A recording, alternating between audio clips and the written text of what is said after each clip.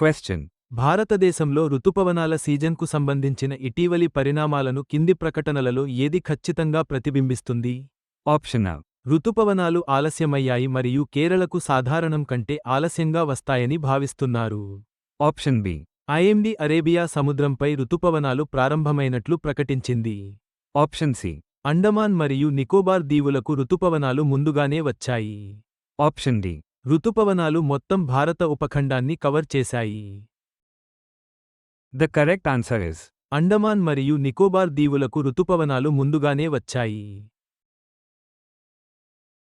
Question.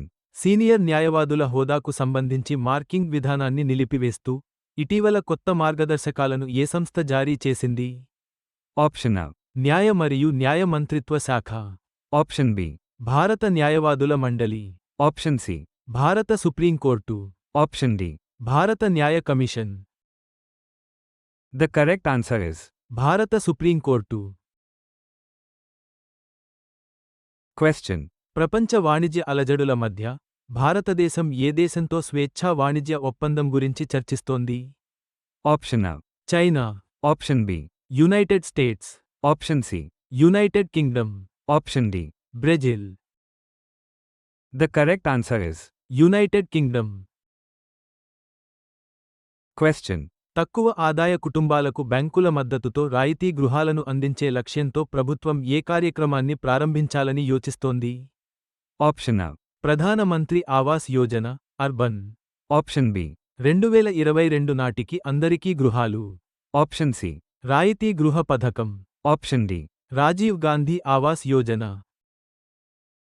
The correct answer is రాయితీ గృహ పథకం. Question. ఇటీవల భారతదేశపు అతిపెద్ద రక్షిత ప్రాంతంగా నోటిఫై చేయబడిన ప్రాంతాన్ని కింది వాటిలో ఏది సరిగ్గా వివరిస్తుంది? Option A. Jim Corbett National Park. Option B.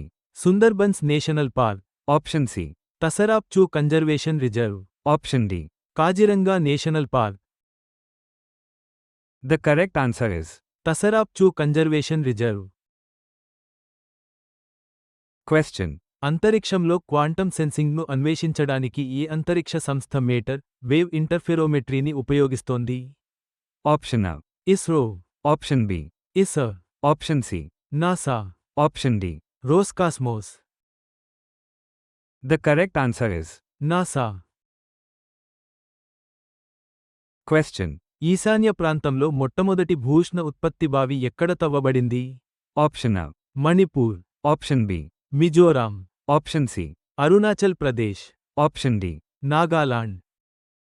The correct answer is Arunachal Pradesh. Question. Chennai, Nagpur మరియు గోవాతో పాటు ఏ భారతీయ నగరం ఇటీవల డిజిటల్ పాస్పోర్ట్లను విడుదల చేసింది? Option A. Mumbai. Option B. Delhi. Option C. Kolkata. Option D. Bengaluru. The correct answer is Delhi.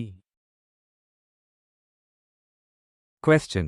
2026 చివరి నాటికి ప్రారంభించబడే భారతదేశపు మొట్టమొదటి మానవ సహిత డీప్ ఓషన్ మిషన్ పేరు ఏమిటి? Option A. సముద్ర Manthan. Option B. Deep sea exploration. Option C. Gaganyaan ocean. Option D. మత్స్య 6000. The correct answer is మత్స్య 6000.